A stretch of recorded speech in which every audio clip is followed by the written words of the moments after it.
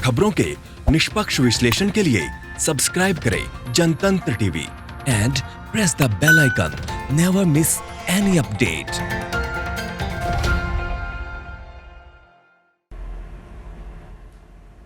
गुलाब जी नमस्कार। नमस्कार आपको। सबसे पहले तो आपका स्वागत है कि आप हमारे चैनल से जुड़े हैं और हमारे दर्शकों को आप राजस्थान की राजनीति के बारे में, वहाँ कोरोना जो महामारी चल रही है उसके बारे में अवगत कराएंगे, उनको जानकारी देंगे। तो इसके लिए आपको धन्यवाद। पहला सवाल तो यही है कि कोरोना महामारी को लेकर जिस तरह से पूरे देश में अफरा तफरी है, लेकिन राजस्थान का परफॉर्मेंस शुरुआती दौर में बेहतर था। माना जा रहा था कि राजस्थान की सरकार ने और राजस्थान के लोगों ने बहुत ही संयम से और बहुत ही सावधानी से इस महामारी से मुकाबला किया है। लेकिन अब पिछले कुछ दिनों से लगातार आंकड़ों में बढ़ोतरी हो रही है। तो आपको क्या लग रहा है, एक विपक्ष के प्रमुख नेता के नाते, क्या आपको लग रहा है कि अब सरकार के स्तर पर जितनी संजीदगी दिखनी चाहिए, जितनी प्रभावी कार्रवाई होनी चाहिए, वो अब नहीं हो पा रही है? देखो क्या है कि कोरोना का जब प्रारंभ हुआ तब हमने सरकार को और कांग्रेस को आश्वस्त किया था कि कोरोना जैसा महामारी के टाइम पर हम राजनीतिक चश्मे से विचार नहीं करेंगे। हम सब लोग मिलकर के इस महामारी से लड़ने का प्रयास करेंगे और कुछ सीमा तक हमने किया भी सही। लेकिन जिसके कारण से राजस्थान में ये जो केसेज बढ़े हैं, वो उसकी दो घटनाएं हुई है, उसमें कहीं न कहीं चूक जरूर हुई है। एक तो ये जो मरकज के जो लोग आए थे और जो ये राजस्थान के विभिन्न स्थानों पे गए, उसके कारण से भी स्प्रेड हुआ। और दूसरा ये जो प्रवासियों को लाने के लिए हमने जो किया है, उनका प्रॉपर टेस्ट होकर के क्वारंटाइन उनको ठीक तरह से करते और उसको अच्छी सख्ती से पालन कराते, तो ये जो सेकेंड फेज में जो अब तहसीलों तक जो जा रहा है और जो ज़िले हमारे बिल्कुल छूटे हुए थे, जिन पर किसी प्रकार का कोई पॉजिटिव केस नहीं था, वो भी आप इसके कवर हो गया। राजस्थान के 33 में से 33 जिले हुए हैं। तो मैं सोचता हूँ कि ये जो एक जो कमी रही, पहले जो लोग मरकज से आए उनको हमने ठीक तरह से एक जगह पर सीमित नहीं किया और वो इधर उधर जाने में सफल हो गए, उसके कारण से फैला, उस पर कंट्रोल हुआ। तो उसके बाद ये जो प्रवासियों के आने के कारण से जो अब गाँवों में स्प्रेड हुआ है, उसमें मैंने बहुत मुख्यमंत्री जो पत्र लिखा था कि लाना तो हमको पड़ेगा, क्योंकि उनका आग्रह और उनकी तकलीफ है, उसको समझना पड़ेगा, पर इसको प्रॉपर क्वारंटाइन भी कराएं और प्रॉपर टेस्ट करा करके लाएं और जहां भी वो रह रहे हैं उसको ठीक प्रकार से कंट्रोल करने के लिए प्रयास करें। इसमें जरूर कहीं चूक हुई है जिसके कारण से स्प्रेड हुआ है, लेकिन फिर भी मैं ये कह सकता हूँ कि कंट्रोल है। अभी ऐसा नहीं है कि आउट ऑफ कंट्रोल है, क्योंकि जो रिकवरी केसेज हैं वो राजस्थान में अच्छी तरह से है और जो डेथ हुई है वो भी अभी 200 के आगे बढ़ी है। तो मैं सोचता हूँ कि दोनों दृष्टि से राजस्थान प्रयत्न जो कर रहा है, हम सब लोग भी उसमें सहयोगी के रूप में उनका मदद कर रहे हैं। लेकिन अगर ये दो चूक पर समय पर अगर हम इसको सख्ती से संभाल लेते और आगे भी संभाल लें, तो मैं सोचता हूँ राजस्थान की इस महामारी से आसानी से निपटा जा सकता है। गुलाब जी, राजस्थान की स्थिति देश के बाकी राज्यों से थोड़ी सी अलग है। राजस्थान में या तो भारतीय जनता पार्टी की सरकार रहती है और नहीं तो कांग्रेस की सरकार रहती है। तो अगर राजस्थान में स्वास्थ्य सर्विसेज ठीक नहीं है या वहाँ के डॉक्टरों के पास सेफ्टी किट नहीं है, पीपीई किट नहीं है, तो इसके लिए दोनों पार्टियां बराबर जिम्मेदार हैं, क्योंकि सरकार में दोनों अदला बदली करती रहती हैं। तो इसलिए आपको नहीं लगता है कि जिस मात्रा में, जिस संख्या में स्वास्थ्य कर्मियों के लिए सुविधा दी जानी चाहिए और जिस तरह की स्वास्थ्य व्यवस्था होनी चाहिए थी राजस्थान में, उस तरह की नहीं है और देश के बाकी राज्यों की तरह राजस्थान भी काफ़ी पिछड़ा है स्वास्थ्य सेवा के मामले में? देखो, प्रारंभ के समय में तो पीपीई किट सारे देश में ही नहीं था। लेकिन बाद में जैसे जैसे केंद्र से भी सहयोग मिला, हमारी सरकार ने भी सहयोग किया और पर्याप्त एक तरह से पीपी किट जो है आज की तारीख में उपलब्ध है। जितने भी स्थान हमको चाहिए थे हॉस्पिटल में, उतने भी सब हमने तैयारी की थी। मैं केवल आलोचना करने के लिए आलोचना नहीं करता हूँ, लेकिन केवल जो मुझे जो कमी लगती है वो ये है कि जो क्वारंटाइन जिनको जहाँ करना था उसमें अगर हम और सख्ती करते और उनके लिए अच्छी व्यवस्थाएं अगर हम देते। सबसे बड़ा जो दुखद पहलू रहा है वो जो हमारे कोरोना वायरस हैं, जो योद्धा हैं, उनके पॉजिटिव केस आना निश्चित रूप से प्रशासनिक कमी का एक द्योतक बनता है। उनको जिस प्रकार से सुरक्षा के साथ अपना इलाज करना था उसमें कहीं कहीं चूक हुई है। उनके लिए जो साधन उपलब्ध कराना था या उनको जिस प्रकार से जहां रखना था उसमें ज़रूर चूक हुई, तो उनके पॉजिटिव आने के कारण से भी एक तरह से ये जो है महामारी स्प्रेड हुई है। तो जो बचाने वाले थे वही जब इसमें कहीं लपेट में आ गए तो उसका असर स्वाभाविक रूप से आना है। तो ये कहीं कहीं कमजोरी रही। मैं सोचता हूँ कि जितना पहले राजस्थान का टेस्ट होने के लिए पुणे जाना पड़ता था, अब राजस्थान के अधिकांश हिस्सों में टेस्ट होता है। लगभग 10,000 से 12,000 के लगभग टेस्ट करने की क्षमता राजस्थान की अब बन गई है। तो मैं सोचता हूँ इस दृष्टि से नहीं, केवल और केवल जो हम उनको सुरक्षा के लिए जिस तरह का इंतजाम करना था, जो इस सेवा में लगे हुए हैं, डॉक्टर लगे हुए, नर्स लगे हुए हैं या पुलिस स्टाफ लगा हुआ या बाकी स्टाफ लगा हुआ, उनको बचाने की दृष्टि से जो और हमको ज़्यादा ध्यान रख करके उनको सुरक्षा और सब प्रकार की सुविधाएं देना चाहिए, उसमें जरूर कमी रही है। गुलाब चंद जी, राजस्थान का बड़ा ही एक गौरवशाली इतिहास रहा है और अगर हम उसके इतिहास पर नज़र डालें तो राजस्थान में जिसकी भी सरकार रही है, जिसकी भी सत्ता रही है, राजपूताना हमेशा केंद्रीय सत्ता और केंद्र सरकार से लड़ता रहा। चाहे मुगलों का शासन रहा हो या आज़ादी के बाद से देश में इलेक्टेड गवर्नमेंट्स रही हो दिल्ली में। माना जाता है कि वसुंधरा जी जब तक मुख्यमंत्री थी तब तक वसुंधरा जी का भी एक तरह से टकराव बना रहा है अपनी ही सरकार से, अपने ही केंद्रीय नेतृत्व से तमाम मसलों पर, और वही स्थिति अशोक गहलोत की सरकार की तरफ से देखने को मिल रहा है।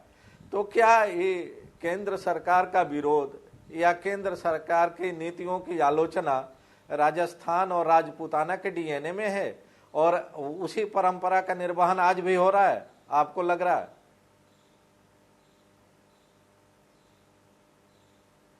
केंद्र सरकार ने राजस्थान को जितनी मदद देनी चाहिए वो सारी मदद दी है। मैं सोचता हूँ ये राजस्थान का हर नेता खड़ा होकर, हमारा टकराव भी इसी बात पर आया कि आप ये बता दो कि किसी दूसरे राज्य को दे दिया और आपको नहीं दिया हो तो बताओ। मैं सोचता हूँ कि जो जीएसटी का कलेक्शन होता है उसमें 46,000 करोड़ रुपया दिया, संपूर्ण देश को दिया। इसमें जो डिफरेंस आ गया था वो भी मई में 12,000 करोड़ रुपया आपको दे दिया।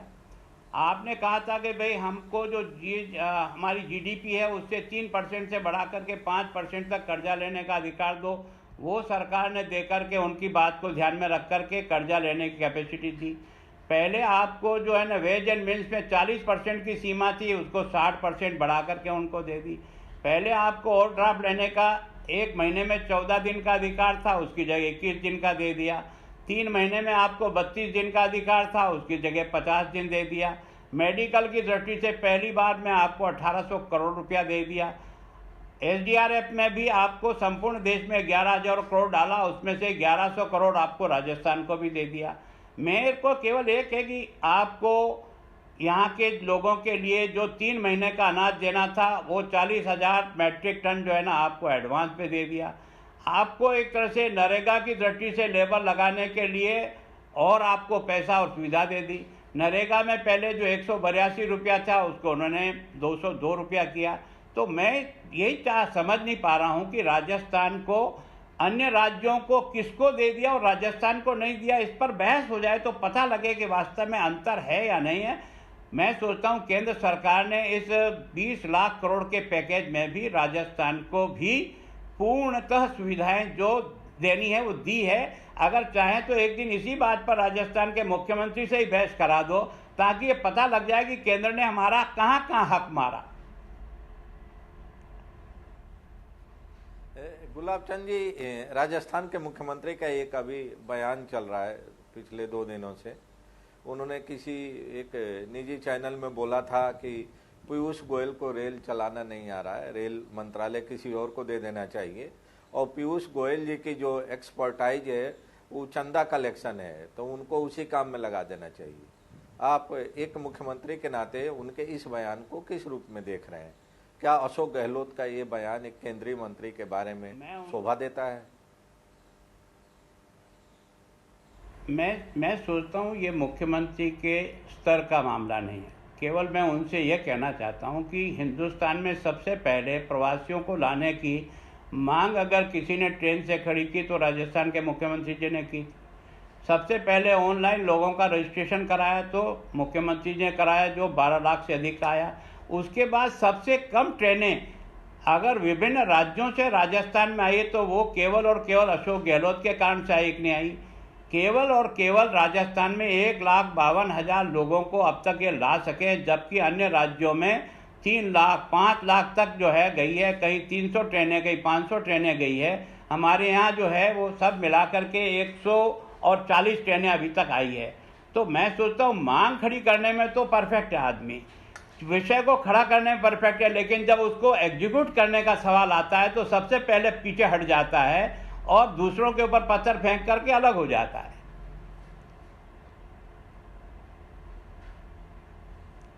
अशोक जी, गुलाब जी, अशोक जी एक और बात कह रहे हैं कि राजस्थान की जो पूरी इकोनॉमी है वो टूरिज्म की इकोनॉमी है, और कोरोना के वजह से पूरी दुनिया से जो टूरिस्ट आते थे राजस्थान के ऐतिहासिक धरोहरों को देखने के लिए, उनके आने का सिलसिला ठप हो गया है, और ये लगभग 1 साल और लगेगा उसको दोबारा रिज्यूम करने में, दोबारा उसको शुरू होने में। तो ऐसी स्थिति में अशोक गहलोत चाहते हैं कि राजस्थान के लिए टूरिज्म के सेक्टर में एक स्पेशल पैकेज केंद्र सरकार की तरफ से दिया जाए। तो क्या आप भी इस बात के पक्षधर हैं? आप अपने केंद्र की सरकार से इस बात की अपील करेंगे कि राजस्थान की इकोनॉमी को मजबूत करने के लिए कोई स्पेशल पैकेज दिया जाए? अशोक गहलोत जी की ये बात कि पर्यटन हमारा व्यवसाय है, क्या हिंदुस्तान में केवल पर्यटन राजस्थान में आता है या बाकी राज्यों में नहीं आता है? मैं सोचता हूँ ये मांग है तो केवल राजस्थान की नहीं है, सारे हिंदुस्तान की है। और हिंदुस्तान के पर्यटन को आगे बढ़ाने की दृष्टि से केंद्र सरकार ने भी जिस प्रकार की छूट दी है उसके आधार पे मैं सोचता हूँ जो इंटरनेशनल फ्लाइट जो है जिस पे टूरिस्ट आता है मैक्सिमम, उसके बारे में अभी एक तरह से रोक है।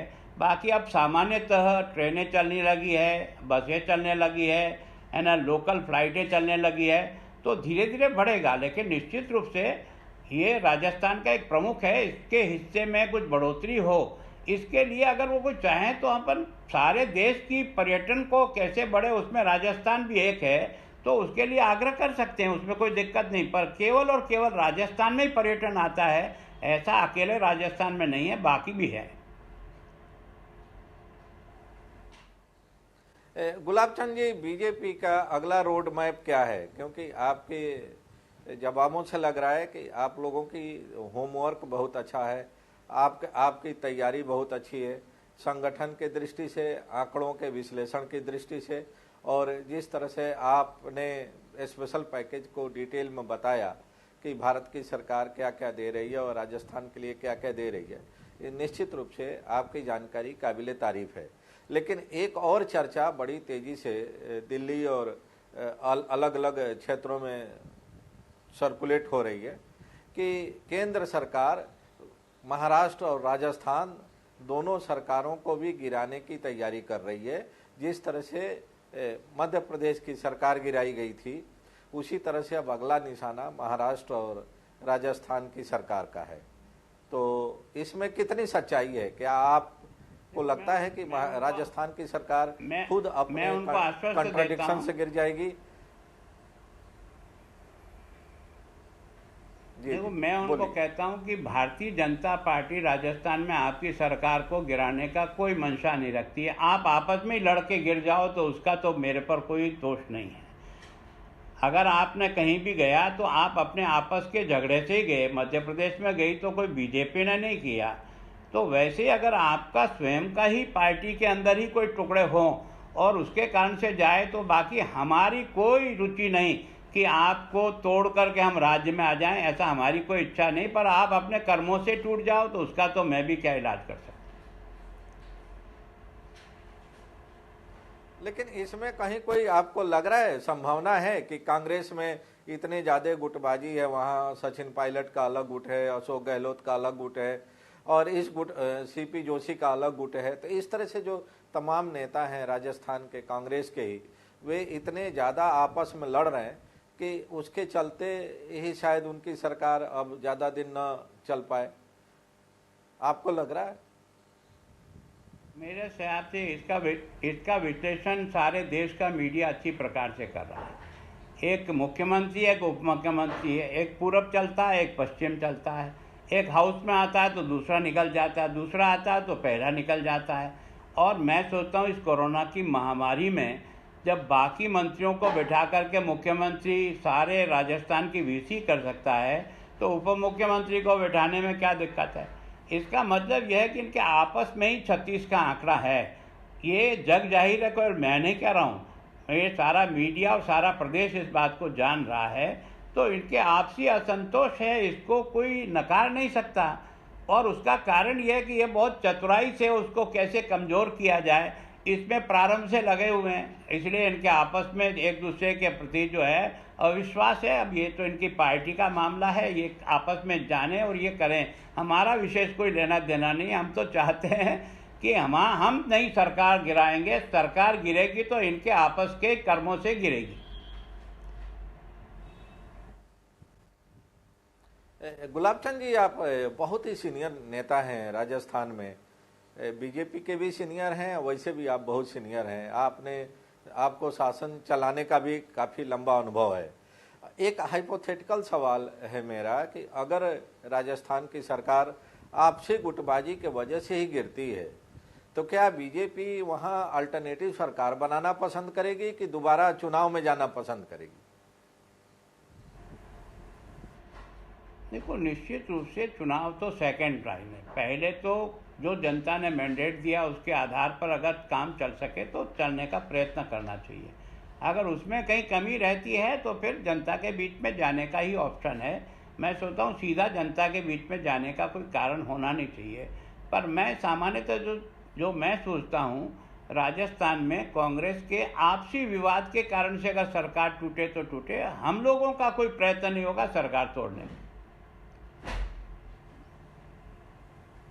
अच्छा, अब हम थोड़ा सा आपसे आपकी पार्टी के बारे में जानना चाहते हैं, खास तौर से राजस्थान की जो इकाई है उसमें और केंद्र सरकार की जो इकाई है, आपकी केंद्रीय नेतृत्व है। सामान्य तौर पर देखा गया था कि जब वसुंधरा जी वहाँ मुख्यमंत्री थी तब भी, जब मुख्यमंत्री नहीं थी तब भी, आप भी मंत्री थे पिछली सरकार में भी, सामान्य तौर पर बीजेपी के केंद्रीय नेतृत्व और आपके स्टेट यूनिट में बहुत मधुर रिश्ता नहीं रहा, और जिसका नतीजा रहा कि कई कई महीने प्रदेश अध्यक्ष का चयन नहीं हो पाया। जो प्रदेश अध्यक्ष का चयन हुआ तो उसको बाद में बदला गया, क्योंकि वह जो नाम था वसुंधरा जी को पसंद नहीं था। तो अगर यह स्थिति बनती है कि कांग्रेस की सरकार गिर जाती है अपने झगड़ों के चलते और बीजेपी को वहां अल्टरनेटिव सरकार बनाने का मौका मिलता है, तो क्या अल्टरनेटिव सरकार की मुख्यमंत्री फिर वसुंधरा जी होंगी या कोई नया चेहरा लाया जाएगा? देखो, पार्टी जिसका भी बारे में निर्णय करेगी, हमारे यहाँ ये विवाद कभी रहता नहीं है। पार्टी का जो नेतृत्व सबसे बातचीत करके जो भी निर्णय लेता है उसको हम सब लोग स्वीकार करते हैं। और आज की स्थिति में केंद्र के साथ हमारे यहाँ का संगठन का लाइसेंस एकदम परफेक्ट है। हमें सारे जो भी काम मिल रहे हैं, जिस प्रकार की भी बात हो रही है, हम सब लोग उसके ठेठ नीचे तक। कारण ये कि यहाँ बीजेपी संगठन गांव-गांव तक है, जो भैरव सिंह जी, ललित जी जैसे लोगों के प्रयत्न के कारण से हम केवल हवा में नहीं हैं। तो एक्चुअल में हमारी इकाइयाँ और हमारे कार्यकर्ताओं का जो फैलाव हुआ है उसके कारण से बीजेपी की ताकत गांव तक है। किसी ज़माने में कहते थे कि बीजेपी शहर की पार्टी है, अब ऐसा नहीं है, अब वो गांव की पार्टी भी है। आदिवासी क्षेत्र में भी हमारी दखलंदाजी है। जिस एरिया में जानते थे कि भाई शेड्यूल कास्ट शेड्यूल ट्राइब में इनकी पहुंच नहीं है, वहाँ भी हमारे एमएलए हैं। तो मैं सोचता हूँ कि पार्टी का जो संगठन का ढांचा है वो मैं सोचता हूँ अमित शाह जी के आने के बाद जिस प्रकार की रचना नीचे तक गई है, संगठन पूरी ताकत के साथ इस राजस्थान में बहुत अच्छी स्थिति में है। और इस समय हमारे प्रदेश अध्यक्ष जी का, राष्ट्रीय अध्यक्ष जी से और बाकी सब लोगों से जैसे डे टू डे जिस प्रकार का लाइजन है, जिस प्रकार के कार्यक्रम आते हैं, उसको परफेक्टली हम लोग ठेठ नीचे तक अच्छी प्रकार से कर रहे हैं। कोई टकराव की स्थिति मुझे तो कम से कम इस समय नहीं दिखाई देती। अच्छा, जो प्रवासी मजदूर वापस गए हैं राजस्थान में, तो उनके लिए रोजगार के क्या कार्य योजना है आप लोगों के पास? देखो क्या है कि जो हमारे यहाँ हैं प्रवासी, उनको तो नरेगा से जोड़ने के लिए आपने देखा होगा पहले 60,000 करोड़ का थी, बाद में अभी सेकंड में 40,000 करोड़ रुपया और सेंक्शन देकर के मैं सोचता हूँ गाँव में जितने आप प्रवासी मजदूर आए हैं उनको काम पे लगाना चाहिए। और राजस्थान में इस समय लगभग 45 लाख लेबर जो है लगा है, तो ये केंद्र के सरकार के सहयोग के कारण से लगा है। अब ये जो आत्मनिर्भर भारत की जो बात कही है, उसका पीछे जो हेतु यही है कि अपनी आवश्यकता की पूर्ति अपने ही ज़िले में, अपने ही आसपास में, अपने ही राज्य में कैसे पूरा करें। उसके लिए जो छोटी इंडस्ट्री है, बाकी हैं जो किसान जिस प्रकार से अपने खेत में काम करता है, उसको खेत के काम के साथ इंडस्ट्री से कैसे जोड़ सकते हैं, उसकी आवश्यकता की पूर्ति कैसे। मैं सोचता हूँ इस 20 लाख के पैकेज में विशेष करके जो दिया है, व्यापारी को दिया है या छोटे लघु उद्योगों को पनपाने के लिए दिया है, ठेला वाले को भी पनपाने, और किसान को मैक्सिमम किसान क्रेडिट कार्ड के ऊपर पैसा देकर के किसान को खड़ा करने का प्रयास किया। और किसान की उपज के साथ उसका कौन सा उद्योग आगे बढ़ सके। मैं सोचता हूँ ये आत्मनिर्भर भारत की जो कल्पना आगे बढ़ी है, अगर इसको ठीक तरह से जो भी प्रवासी आए हैं जिनकी जैसी क्षमता है, उस क्षमता के आधार पर हमने अगर गांव-गांव अपने व्यवसाय को और खेती को मजबूत किया, तो मैं सोचता हूँ इसका एक स्वर्णिम अवसर राजस्थान के लिए, हिंदुस्तान के लिए बन जाएगा।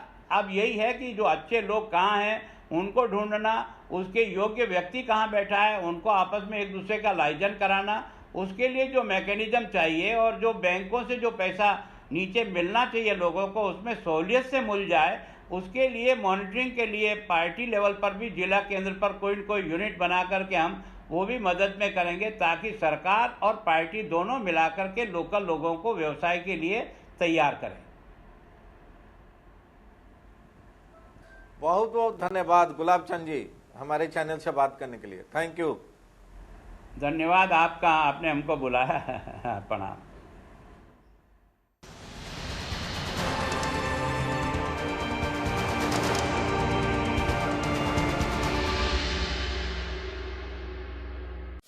खबरों के निष्पक्ष विश्लेषण के लिए सब्सक्राइब करें Jantantra TV and press the bell icon. Never miss any update.